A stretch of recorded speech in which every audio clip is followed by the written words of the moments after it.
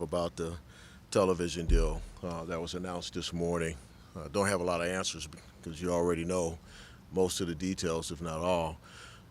Excited, a great opportunity for all of our athletes in the Big Ten Conference, and including UCLA and USC when they transition in 24. Unbelievable exposure for our institutions and the student athletes we serve. So really excited about a new diversity in our platforms, having Fox, who's been an unbelievable partner over the years, and then to add powerhouses like CBS and NBC and what they bring is just a phenomenal opportunity.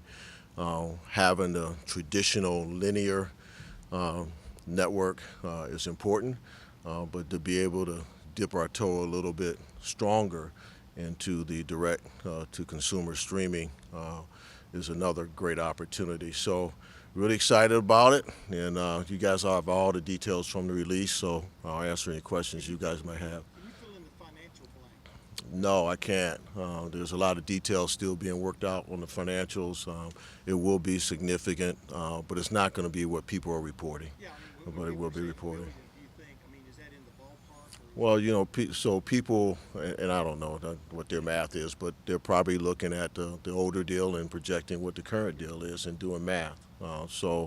We'll just have to wait and see, and as they finalize the actual contracts. Bill? I was told Bill? that you and President Johnson asked hard questions of Kevin Warren, and during the whole process, what were the kind of things that you were concerned about? Not concerned, but what were your issues that you really wanted to make sure were addressed? Well, I think first and foremost, we needed to, and great question, Bill, we needed to make sure that we had partners who understood who we are.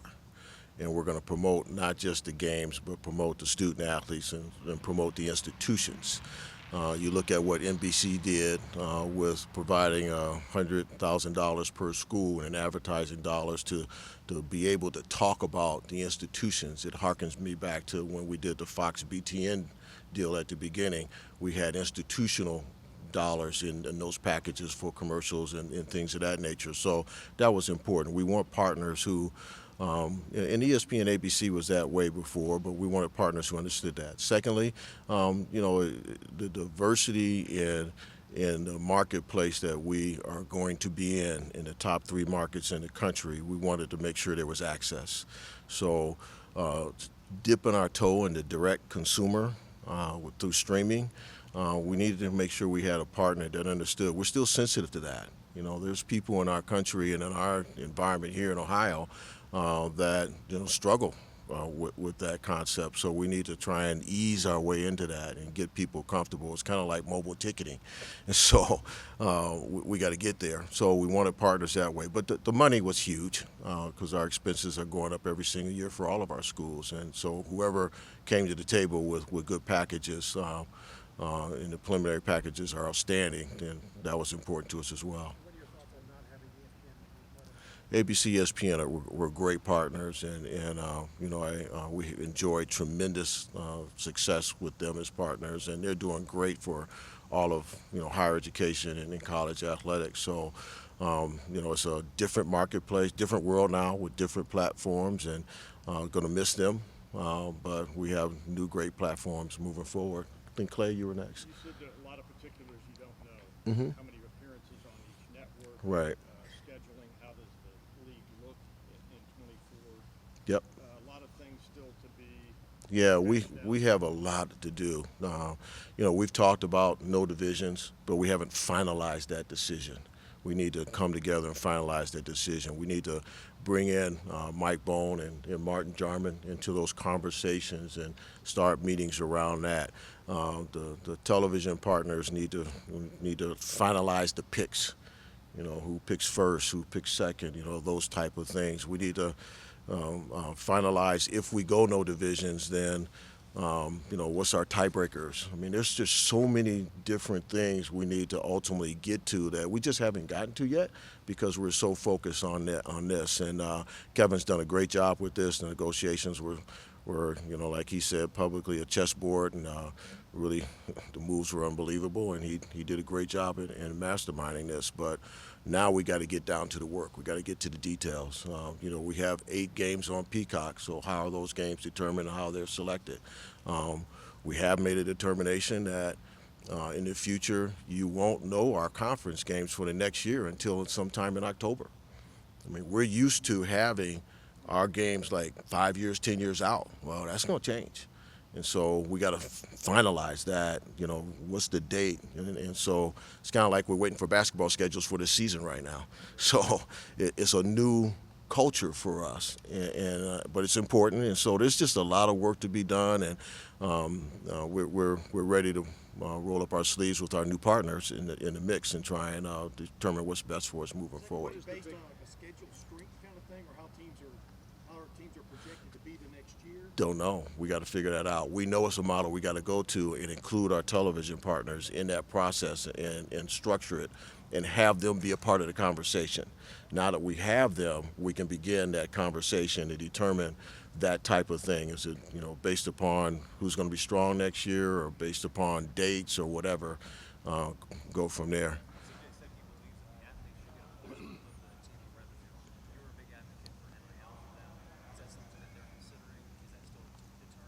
Yeah, that's something we haven't discussed, but frankly, they're already getting a piece of the television revenue.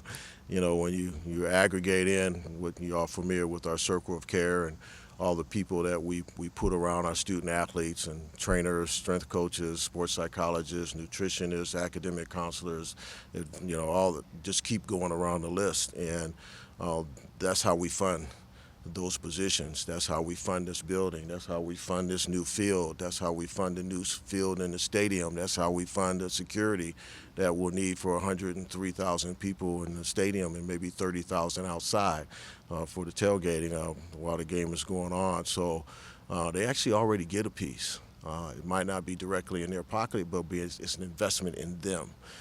So that doesn't mean that the scholarship model might not change. I mean, this is the first year for us of the Austin distribution, where every single student athlete is getting over $5,900, which is about a $6 million hit to our budget. So they're already getting it. So do we do more down the road? Possibly, and that will be discussed, but not in the form of pay for play. Otherwise, I'm out.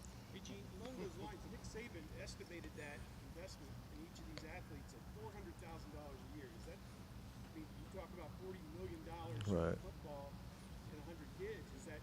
It's a possibility. I haven't done that math. That's a real good exercise to do. I haven't done that since I was at Iowa State, but yeah, that's a good one. When you prorate the personal investment that is made in an individual athlete, equipment, massage therapists, you just keep going. Some of them do acupuncture. You just keep going. The dollars that we pay, that's a huge investment in your future. And that's why we have many of our student athletes who leave us and go pro or have an opportunity to get a job before they even graduate. And so we make a huge investment in developing them as people, as well as developing as athletes. So Nick's probably somewhere spot on in that neighborhood. Now I'm gonna have to go back and do that exercise. But yeah, that's spot on. Haven't done that in a long time. Time for a couple more. I Yeah. want to make sure Christy from Channel 4 gets a question in. Adam, did you get one yet? Okay, Christy and then Adam. Okay, To your right, Gene. I'm sorry. I'm sorry. I was just wondering if you could touch on fan experience. You touched on it a little bit with the streaming and keeping fans in mind and things like that. But when it comes to access with this new deal, how are the fans in mind and how are they going to have more access? Yeah, I mean, first of all, you're gonna have, and those of you who were here when Fox came on board in BTN, there's gonna be a high level of excitement with CBS and NBC.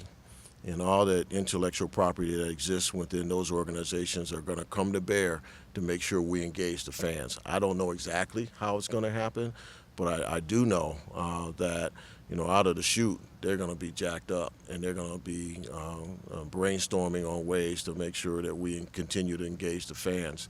When you look at the fact that NBC has NFL Sunday night, think about the Big Ten being mentioned in that space. And if you're a Cleveland Browns fan like I am, I still am regardless, because that's my home. That's where I grew up. That's where I was bred. At the end of the day, if I'm watching that game, hopefully I hear about Big Ten, and I'm a fan. And so I think there'll be different things over time, but hard to say what they'll be. But I know that they're excited, and I know those producers, and they're jacked. It's going to be fun. Go ahead, Adam. Obviously, football drives so much of these conversations. I've heard from fans today that like hoops and other sports there's questions about how easily it's going to be to access games and what those challenges might look like for sports that aren't football. Can you speak to where you hope this deal brings some of those other sports and what challenges you foresee with trying to figure out how to broadcast a match, whether it's basketball or other sports? Well, it won't be hard. It'll just be different. Fox is going to broadcast basketball games, and CBS is going to broadcast basketball games. For the first time, our women's basketball championship game will be nationally televised, so it won't be difficult to access it. It'll just be different. Those games that end up on Peacock, yes, for some people it'll be different unless you're a Yellowstone fan like I am. You got Peacock already. So there's a reality that the platforms will be there. I think you guys have the charts, and it shows how many basketball games will be on Fox, CBS, and NBC. So I think it will be different, but not really that hard. Now, when it gets into some of the direct to consumer stuff, that might be more challenging for some. But otherwise, the linear platforms are just going to be what channel you turn to.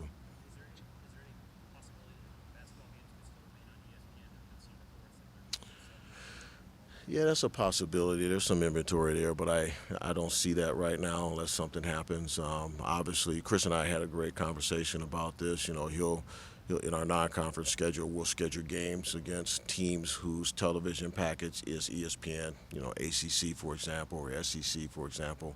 So when we go there, we still have a presence on ESPN. So there'll be other schools in our league that will do that naturally. I'm sure, Tom at Michigan State will do the same.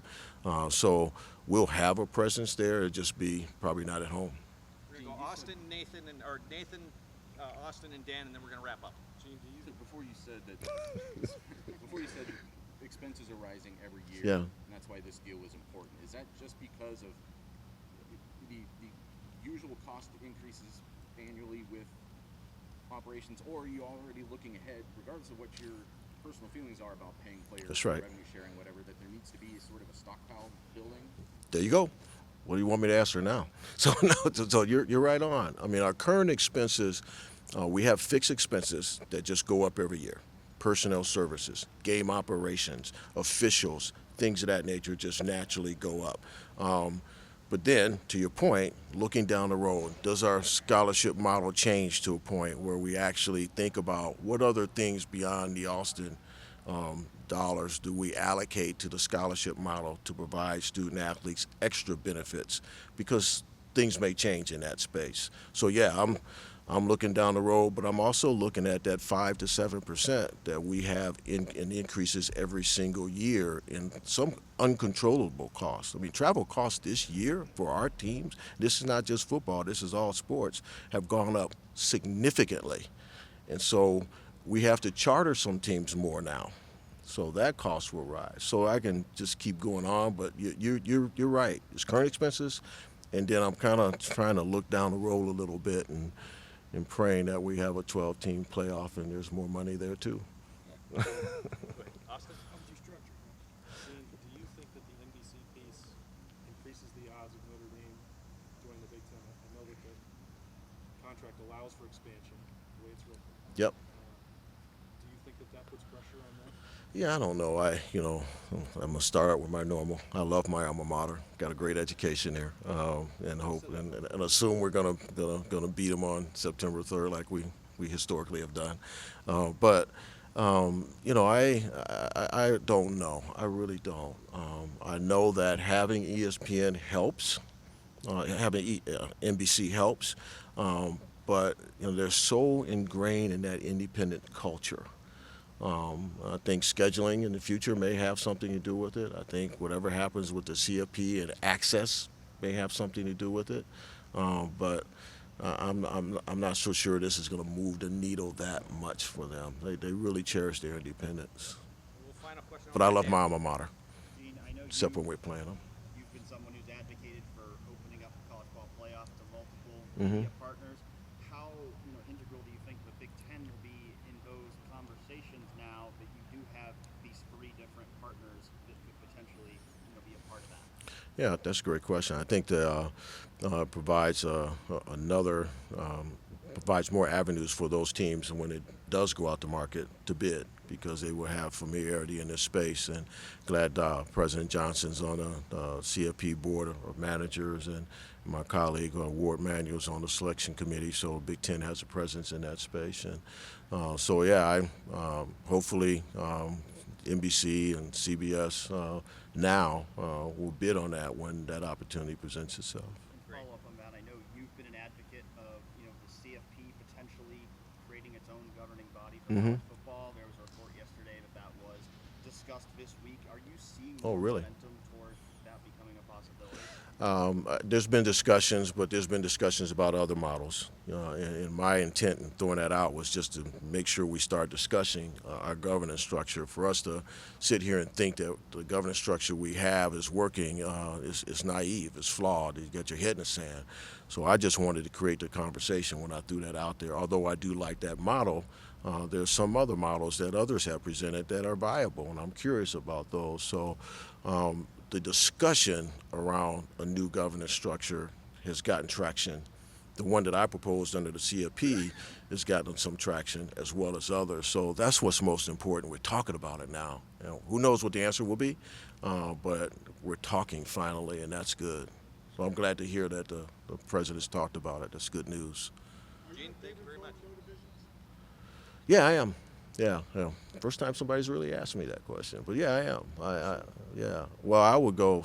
To me, I'd go next week, but obviously it's a process. So I've gotten to the point where I'm comfortable going no divisions. In that, like I said earlier, we need to talk about tiebreakers. I mean, those type of things, right? So we got to get down to the details around that. And but I also want to hear what our television partners have to say, which is why we've waited until we knew who they are. I don't know what their perspectives are. I want to hear it. So I'm in favor of it. I think it'll be better for us, particularly when UCLA and USC gets into the mix. Another reason we'll announce the next year's schedules in October. It gives you more flexibility to be creative, and so I'm in favor of it. Great. Gene, thank you very much. Thank you, everybody.